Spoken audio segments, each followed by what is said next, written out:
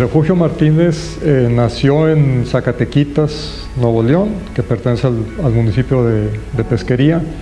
Nació en 1879, el 14 de noviembre. Fue el mayor de 5 hijos. Su padre era el profesor de instrucción primaria de la comunidad, porque ni siquiera era un pueblo. Y siendo muy joven Refugio, a la edad de 10 o 11 años, su papá enferma de fiebre.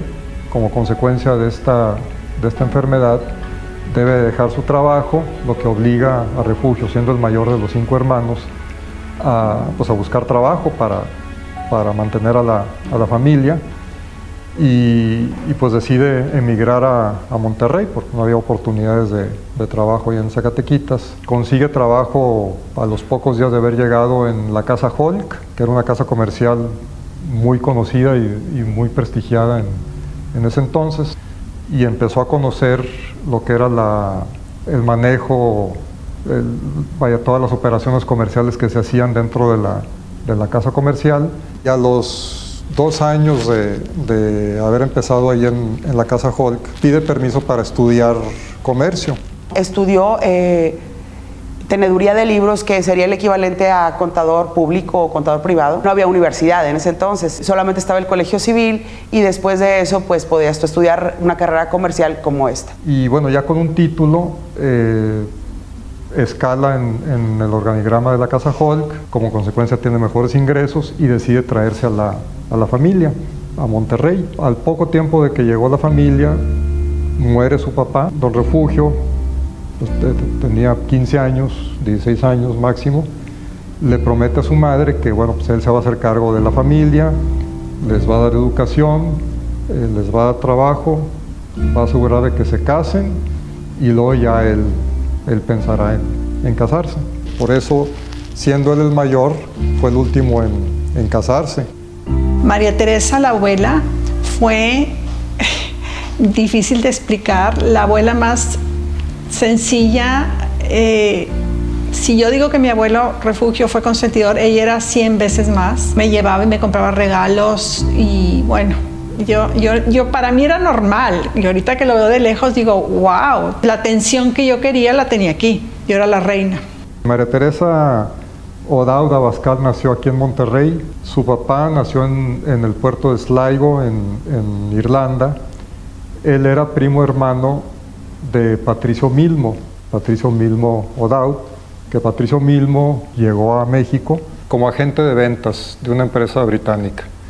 Y luego ya se independizó y empezó a trabajar, y era costumbre de los europeos en aquel entonces, les empezaba a ir bien y se traían a familiares. Y entre los familiares que se trae a su primo hermano, Patricio O'Dowd, que se establece en Monterrey. Antes de 1890, pues Monterrey era como cualquier pueblo del norte.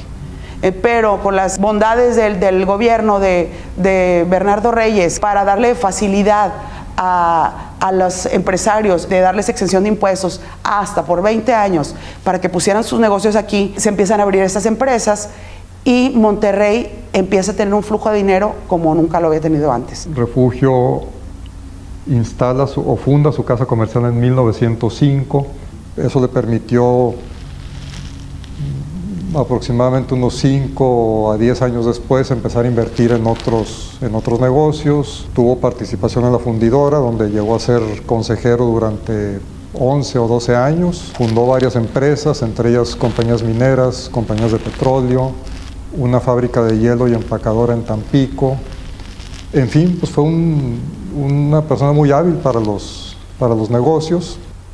María Teresa y Refugio coincidían mucho en lugares de reunión, como lo eran la Quinta Calderón, Chalet Calderón, creo que se le llamaba en aquel entonces, que era un centro de reunión, un centro social.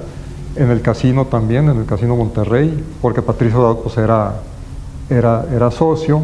La familia cree que así fue como se conocieron en algún evento social, coincidieron en varias ocasiones, hasta que pues empezaron a salir. Entonces se enamora de la hija del irlandés Patricio O'Dowd, un gran empresario en la ciudad. Se casa con ella, le obsequia de regalo de bodas esta casa. Entonces imagínense qué obsequio. Mis abuelos tuvieron una hija que murió al nacer y ya después tuvieron a sus 3 hijos. Héctor es el papá de Magda, Marcelo, que era mi padre, y Patricio era el menor de los 3. Yo vivía en una casa chica, que no teníamos mucho jardín, y aquí yo llegaba y era una aventura. Para mí esto era algo, es como si subiera lomas, bajara lomas, había lagos, había cerros, había todo. Era un sueño, es como un cuento. En la parte de atrás de la casa había un huerto. El olor a azares en primavera era impresionante. Y era muchísimo más grande el terreno. Para una niña chiquita con sus amiguitas o los primitos era un paraíso, era interminable. De hecho, el terreno de esta casa llegaba hasta la calle de Matamoros. Y ahí estaban las cocheras. Era un terreno enorme, tenía un laguito.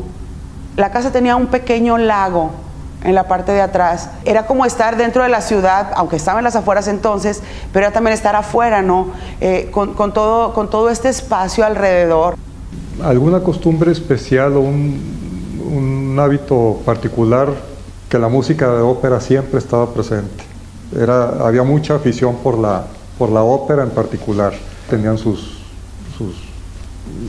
eventos, sus fiestas, sus cenas, como cualquier otra familia. Yo pienso que el lugar donde más pasábamos el tiempo, la familia completa, que era una vez a la semana de cajón, que comíamos aquí, cenábamos aquí, y el fin de semana o sábado o domingo teníamos comida familiar, era el comedor.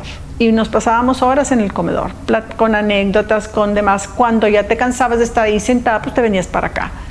Yo me recuerdo perfecto que aquí había un sofá, aquí estaba la televisión, aquí había un mueble de madera que enmarcaba como un arco para pasar al comedor. Había a lo mejor 2 sillas aquí, había una mesa de centro. Aquí pasábamos mucho tiempo, pero era la sala informal. La sala era otra habitación y de la antesala pues ya pasábamos aquí al comedor. Esta puerta conectaba con la cocina y atrás de la cocina estaba lo que era el desayunador o un antecomedor también. En el sótano era una cava. Sabemos que era una cava porque tenía los muebles o las estanterías para las botellas ya vacíos, obviamente. Había cerros también de acciones porque jugábamos con acciones de empresas que ya inexistentes, con bonos de deuda del Estado. Jugábamos pues, como si estuviéramos usando dinero, pues subiendo. La primera puerta del lado derecho era la habitación de mi abuela. Enseguida estaba el cuarto de costura. Luego la siguiente puerta, que ahora la tienen como sala de juntas, era la habitación de los niños. Seguía un baño, que ese baño conectaba con la habitación que era de mi abuelo. El ático estaba lleno de roperos, me acuerdo que había varios roperos ahí. Cajas ahí con periódicos y fotografías y cartas y pues lo que iba quedando. Yo no subía demasiado. Cuando subía sí pensaba como si me metiera una historia. Es algo difícil de explicar. Mi hermana, lástima que no está presente, pero ella se la pasaba en el ático con la hermana de Marcelo, su prima, y se disfrazaban con la ropa de que venía, tú sabes, de las abuelas y de la tía, y ellas hacían su historia y su cuento allá arriba. Yo no era de ese estilo tanto, pero cada uno hacía o sea, aquí no te podías aburrir. No teníamos abuelos estrictos, no pedíamos permiso a nadie de nada. Mis hermanos se portaban súper mal y hacían cosas terroríficas, te lo digo, caminaban por las barditas de afuera. Yo abría el ropero de mi abuela, como la canción esa, y yo sacaba todo lo que yo quería. Y un día mi abuela tenía joyas muy valiosas, pero valiosas de veras. Y un día agarré un collar, yo tendría 6, 7 años, y me lo puse y no lo abroché bien. Y nos fuimos a caminar con mi abuela. Aquí a la Purísima compró unos elotes o no sé qué. Se cayó y se perdió. Y de repente yo me di cuenta, dije, ay abuela, ¿qué pasó? Se me perdió el collar. No me dijo nada. Muy mal hecho que no me haya dicho nada, muy mal hecho que no me haya regañado, muy mal hecho todo, pero te estoy describiendo cómo era la historia y yo me sentí sumamente mal. Nos dejaban ser libres, eso es la realidad. Pero esta casa ya tiene muchas historias, es una de esas construcciones, da prueba fiel de su época, ¿no? Y es una casa que yo creo que para el que llega está casi como el primer día, salvo algunas adaptaciones que se le han hecho. Eso es lo difícil, que ahorita que yo lo veo, digo, wow, no me daba cuenta de esto, que era. Para mí era la casa de mis abuelos. Mis amigas eran las que me podían a mí comunicar algo que yo no veía, porque para mí era normal, pues yo era una bebita, yo aquí crecí. Entonces mis amigas siempre decían, no, es que la casa de tus abuelos y vamos, y tú sabes, era un espacio diferente. Nos sentimos muy orgullosos de que se respete el origen por la cual fue construida, que siempre fue construida con amor y como un homenaje y un adorno para una ciudad. Y no se diga, para nosotros la familia fue un privilegio haberlo vivido. Yo no sé de pájaros, no conozco la historia del fuego, pero creo que mi soledad debería tener alas.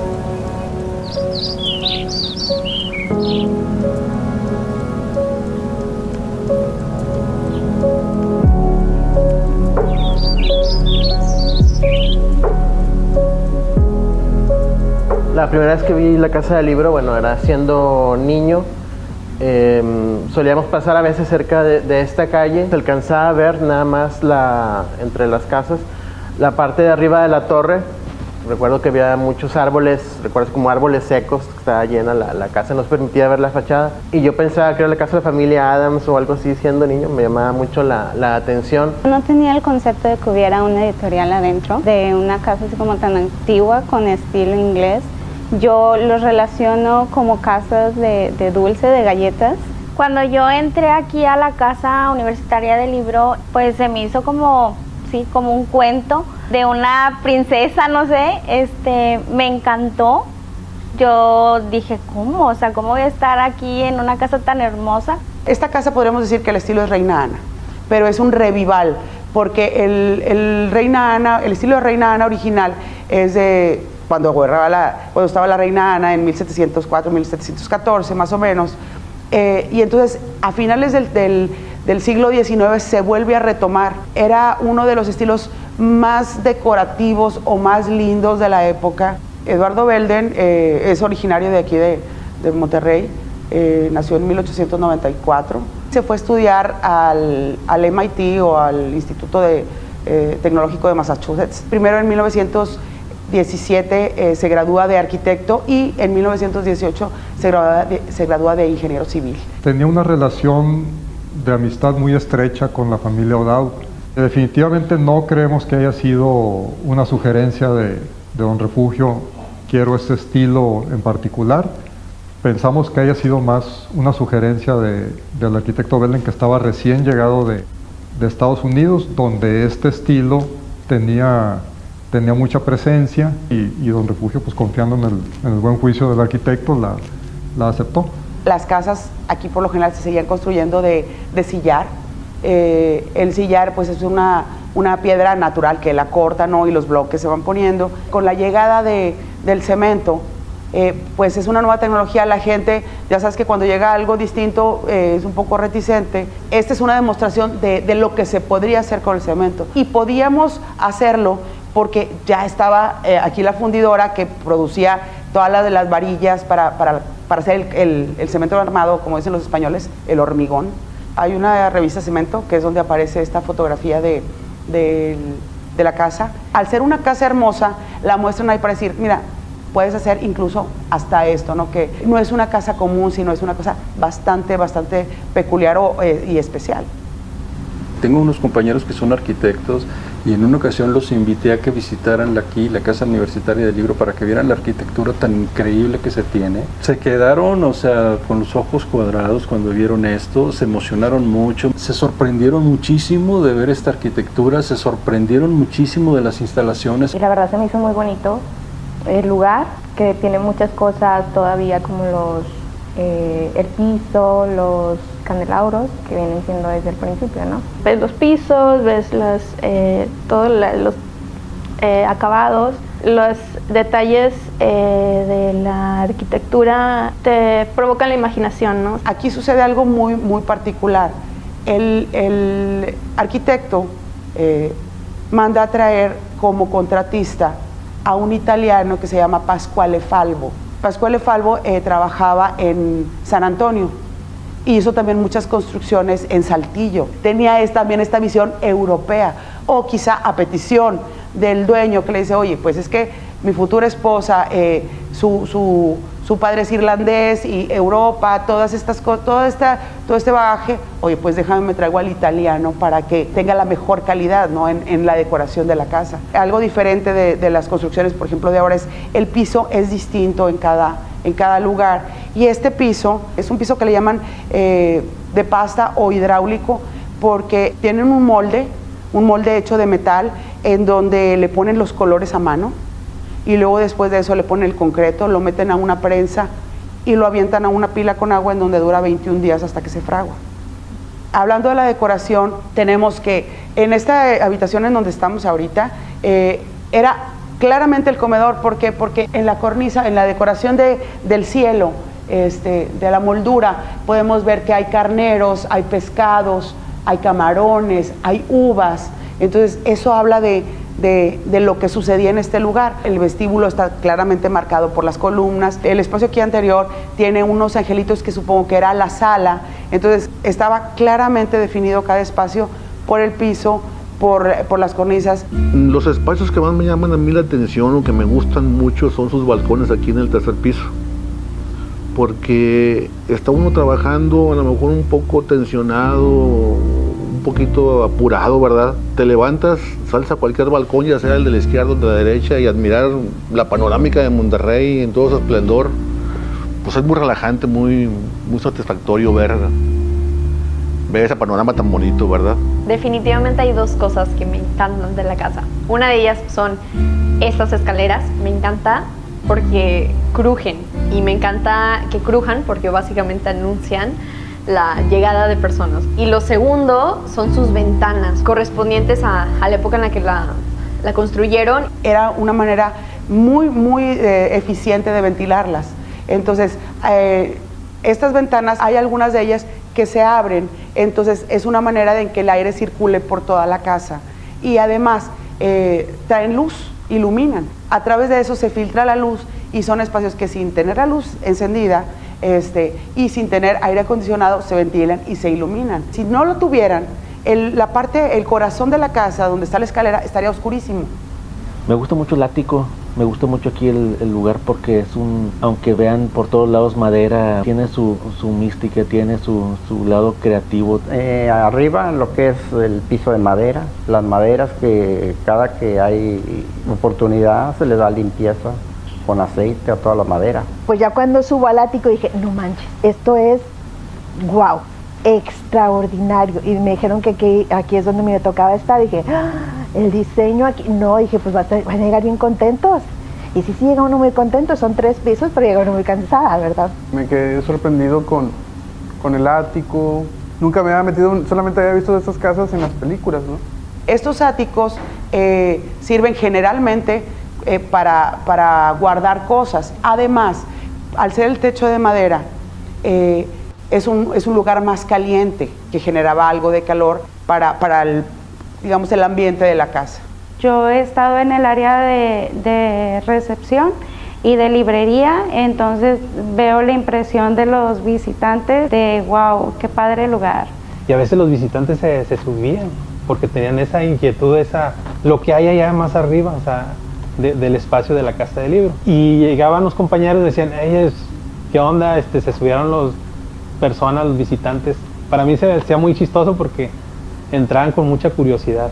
Cuando me ha tocado acompañar grupos que vienen a visitar, a veces de escuelas, instituciones, a darles que conozcan las instalaciones, el comentario que hay siempre al bajar las escaleras otra vez es de que les parece un lugar salido de un cuento de hadas o algo así, de un libro de fantasía, y pues el efecto después de que se enamoran de la casa realmente. Cuando llegan y se encuentran con este espacio y la imaginación se va para cualquier lado, ¿no? Hay una magia ahí que se vuelve realidad cuando tú llegas a esta casa. Todo el mundo tiene también la curiosidad del Torreón, o sea, esa torre ahí, ¿qué? Porque hemos oído todas estas historias de Rapunzel o de las princesas atrapadas en una torre, ¿no? Entonces, tiene que ver con todos estos cuentos que nos contaron de niños, o que si no nos leyeron, lo vimos en la televisión, por lo menos, ¿no? No es como un lugar privado en el que tú lo ves a lo lejos y eres ajeno, ¿no? Puedes entrar y verlo y experimentarlo. Y pues también todas las veces que la casa se ha llenado de niños, siempre ha sido como mágico, ¿no? Yo creo que esta casa para los niños es una maravilla. Recuerdo en un campamento que había un niño que, ahorita no recuerdo su nombre, pero era un niño muy inquieto.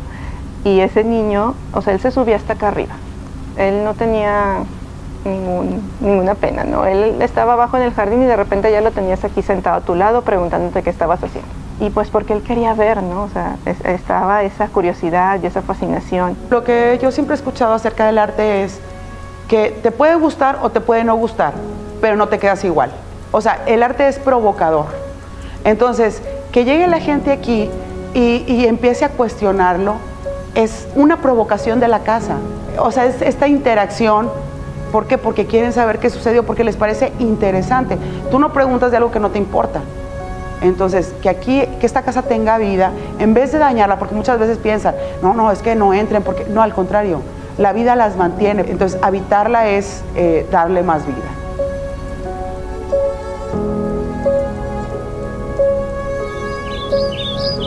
Nada se oye en este sitio, sino el andar levísimo del alma, lentos pasos de niebla. Luego nos crece el alba entre los párpados, un tallo añil asciende entre los labios, por entre la fisura ansiosa de las bocas, amanece.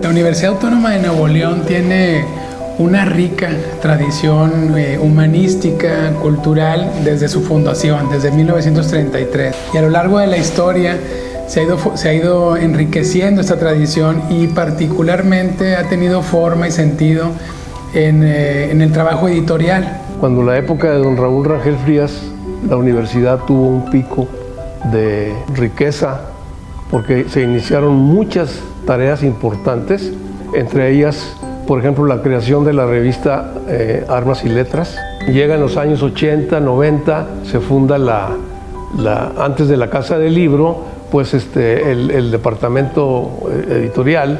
Pero ocurre un momento muy particular, en 1996, cuando se crea la Secretaría de Extensión y Cultura en la rectoría del Dr. Reyes Tamés Guerra, y se establece también la dirección de publicaciones.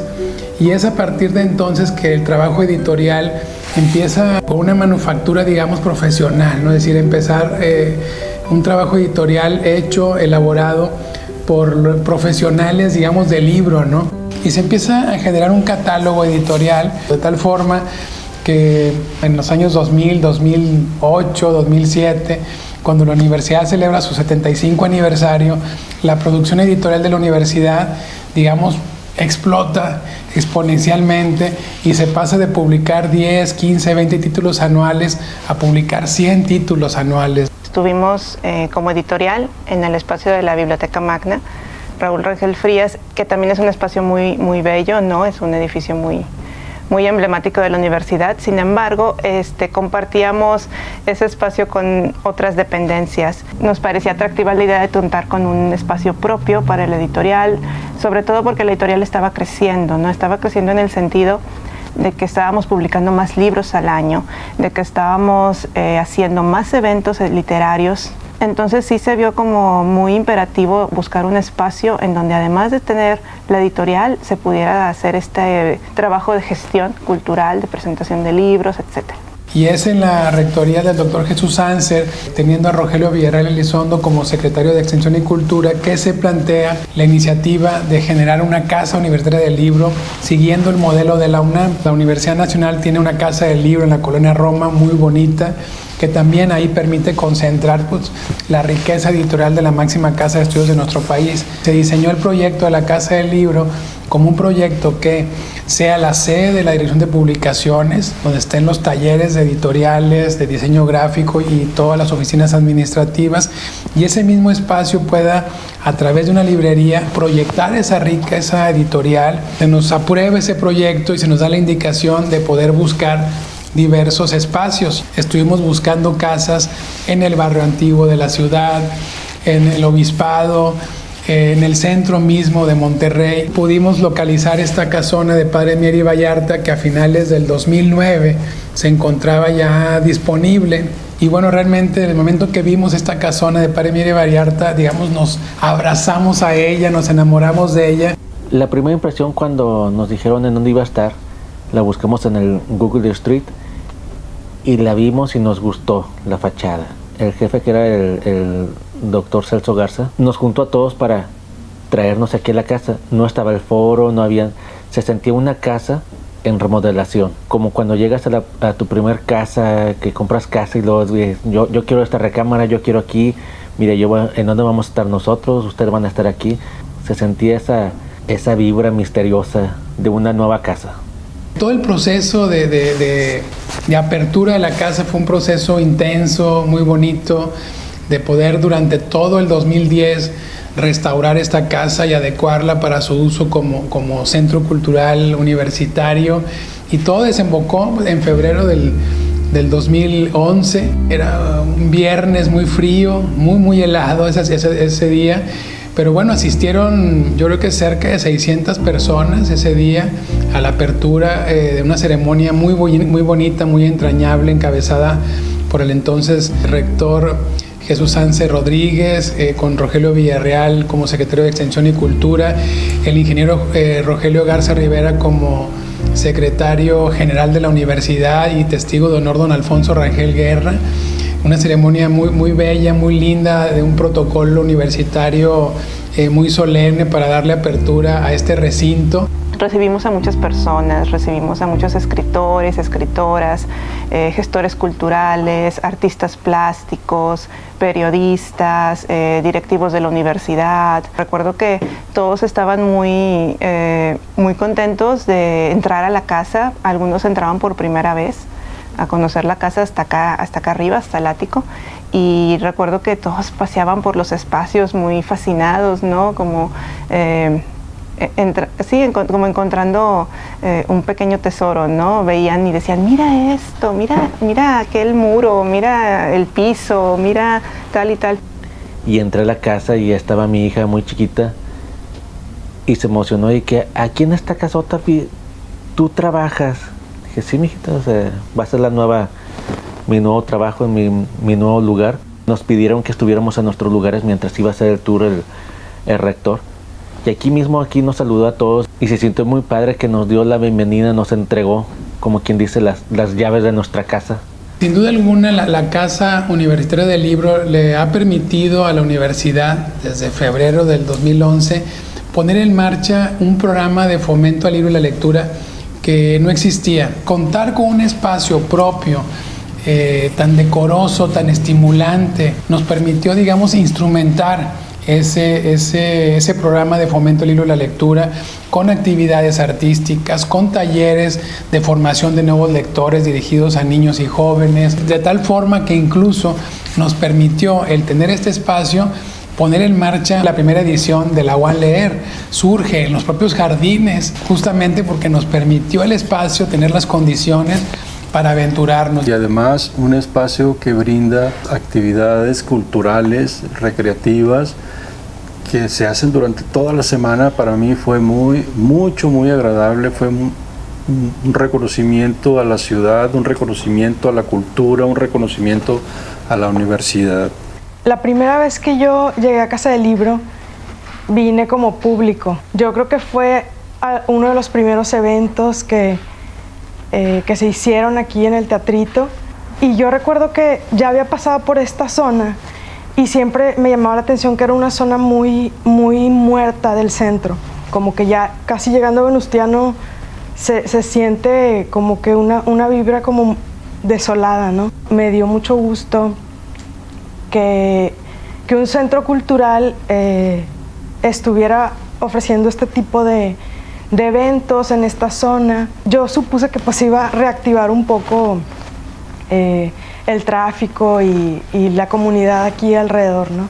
Y pues no sé, la expectativa también de tener un espacio, un nuevo centro cultural para la ciudad, sobre todo en un momento en el cual pues muchos espacios se habían cerrado o se estaban limitando las cosas por la cuestión de la inseguridad, sobre todo en el centro, que pues está abandonado, se puede decir. Toda esta área un buen tiempo siguió así. De noche caminabas por estas calles y la única cosa más iluminada era la Casa del Libro, precisamente de noche, así como un oasis en medio, así de la oscuridad, aunque parezca exagerado o propaganda o qué sé yo, pero así es como se sentía.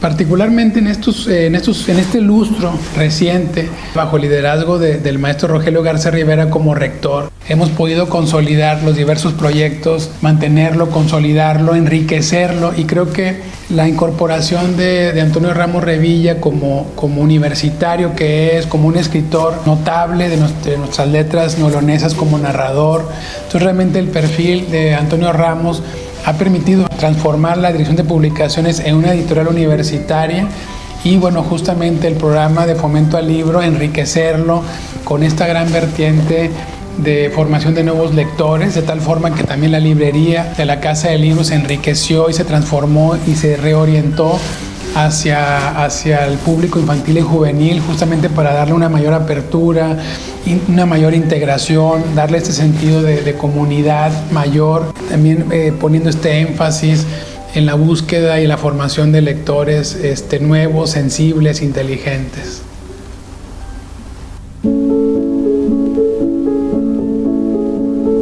Mi casa es como un fruto. Se abre a la luz en gajos blancos y finos. Sus paredes bruñidas se ofrecen puras a mi gozo, y sus columnas indomables tienen la gracia ágil de mi bastón.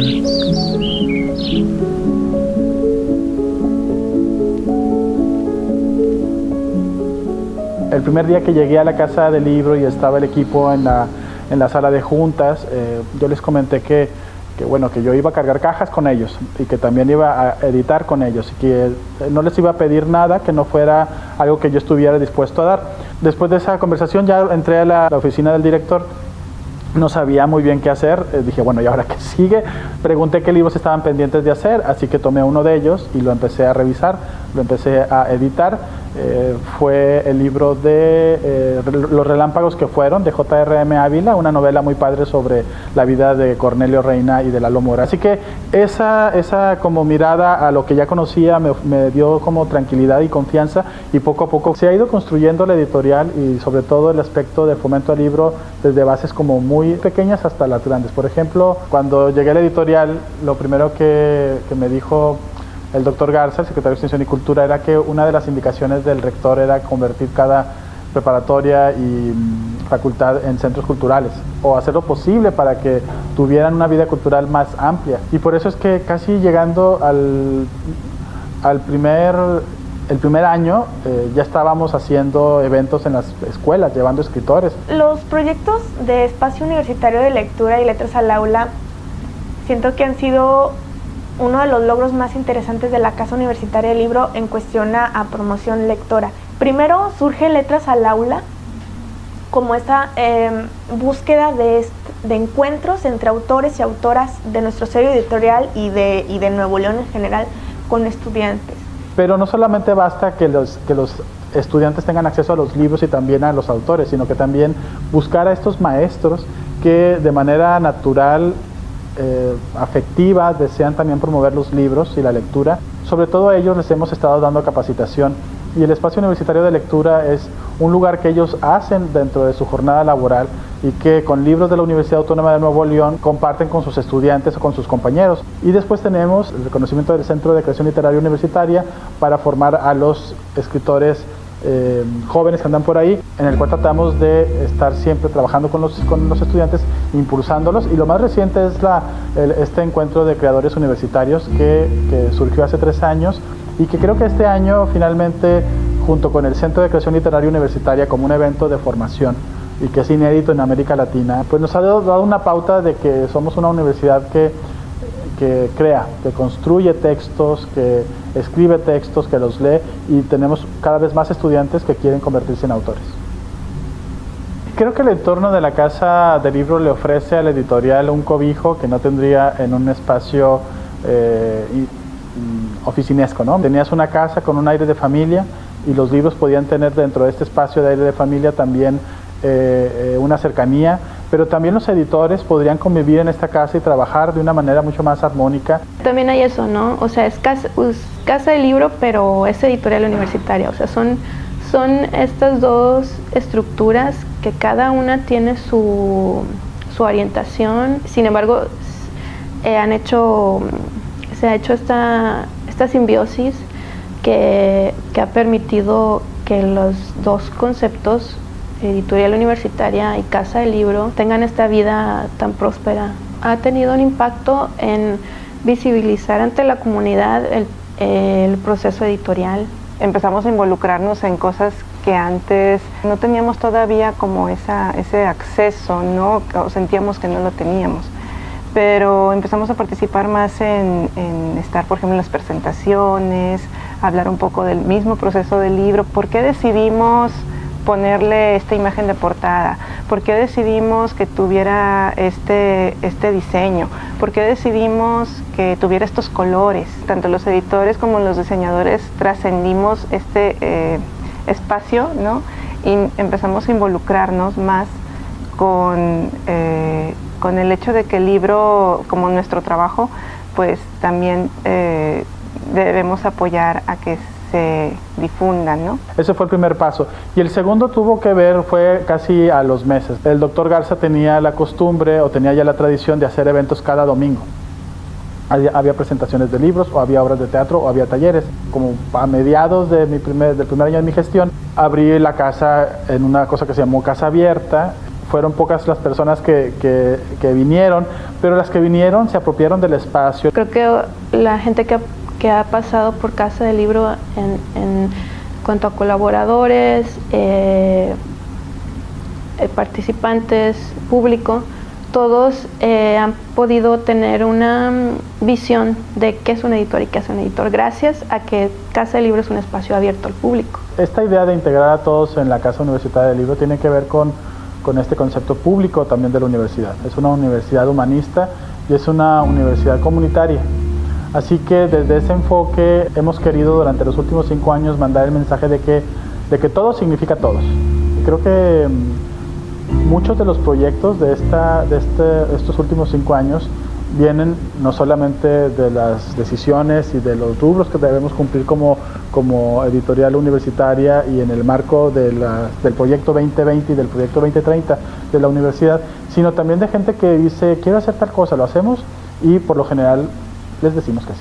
Los primeros círculos de lectura que llegaron a Casa del Libro fue por mera casualidad. Conocí a una persona que tenía en ese tiempo las 1001 lectoras, y en un evento en Colegio Civil me presentó a Toño Ramos y le dijo que nosotros teníamos círculos de lectura, y cuando Toño Ramos me ofreció venir aquí a conocer Casa del Libro, me dijo que podíamos hacer la nuestra, que podíamos tener aquí círculos de lectura, que incluso podíamos invitar a autores, y a mí se me hizo como sorprendente, ¿no? Vinimos la primera vez lo recuerdo muy bien, en agosto del 2016 y desde entonces nos apropiamos de la casa. Pero además, con el tiempo, no solo empezamos a asistir a nuestras actividades, sino que empezamos a formar parte de la comunidad de Casa del Libro. Entonces, si organizaban la fiesta mexicana en septiembre o la fiesta del Día de Muertos o cualquier otra actividad, empezamos a venir y empezamos a descubrir que es como una gran familia. Bajo esta dirección se buscó darles cada vez más peso y que realmente fueran fiestas y que fueran sorpresas y que hubiera misterio en estos eventos. Y el que para mi gusto lo logró de una manera muy importante fue la primera vez que celebramos el Día de Muertos con una representación de los panteones del sur del país aquí en los jardines de la Casa del Libro. Llenamos los jardines, había como 1000 velas, había 2 o 3 altares de muertos muy bonitos. Y también había muchas representaciones de tumbas de escritores famosos.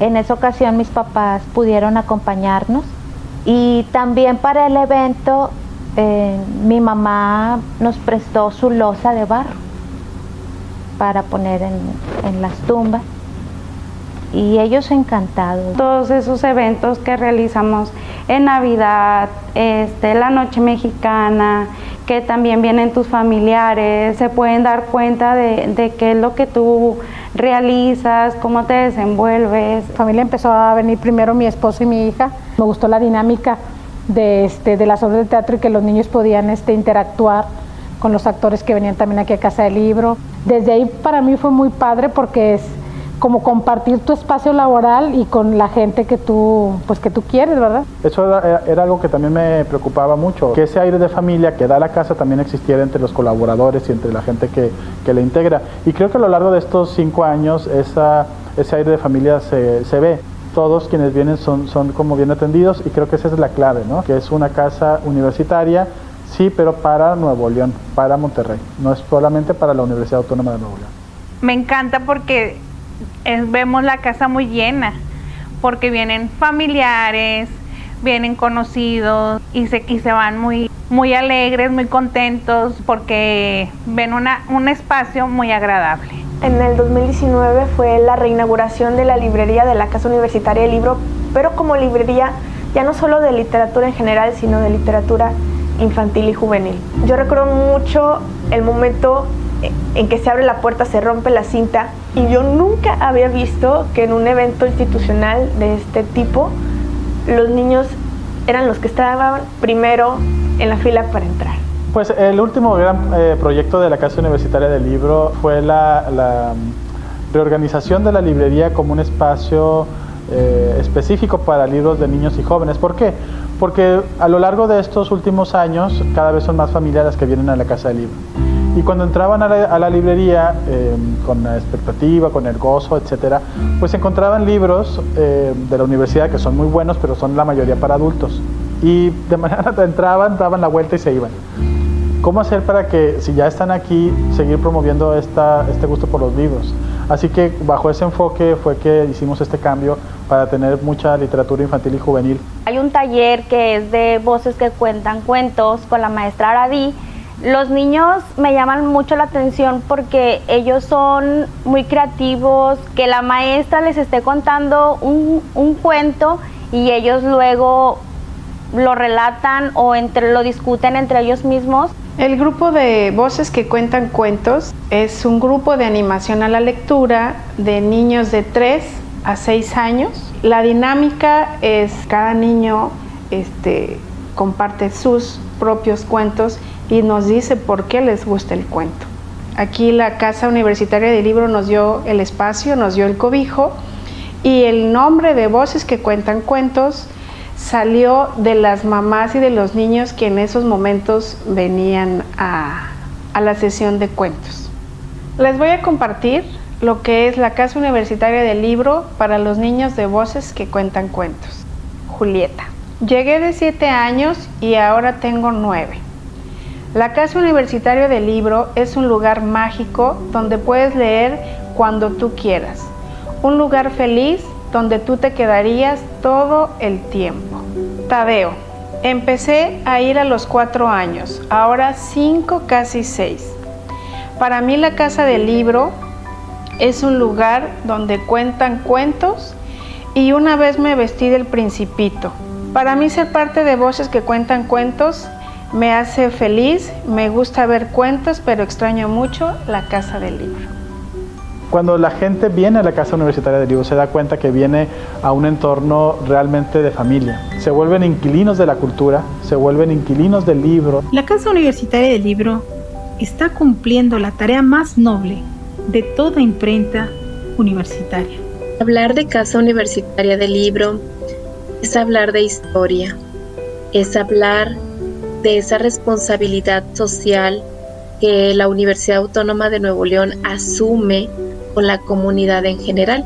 Una de las cosas que me gusta mucho de trabajar en esta casa es que permite que pueda de alguna manera volverse un espacio familiar, y precisamente eso ha sido para mí. Es un espacio especial porque más que ser un refugio es un hogar. Yo me imagino Casa del Libro como la casa de las abuelitas, donde en un espacio están jugando los niños, en otro están los tíos, en otro están las abuelitas y las tías cocinando. Me ha tocado estar algunos días en que hay un grupo de niños contando cuentos en la sala y aquí está el círculo de lectura y afuera están unos muchachos. Entonces es una casa llena de vida y se contagia. Es como un oasis en un desierto de gente, de bálsamo. De cultura, que aportara también como a Monterrey un ícono, ¿no? Yo la verdad antes no leía mucho. Como te vas empapando, vas aprendiendo y escuchas al autor y dices, oye, qué interesante. Llega un punto donde te pones a leer y eso, o sea, te empieza a empapar y empiezas a recomendar también. Y saber que hay una respuesta de comunidad. Y eso es lo que también busca la universidad, cultura para todos. Es un espacio idóneo, como ese refugio que todos necesitamos en algún momento, ¿no? Y ver que no nada más está dirigido a lectores mayores, sino también a lectores pequeños. Y es importante que la Casa Universitaria del Libro esté para esos lectores.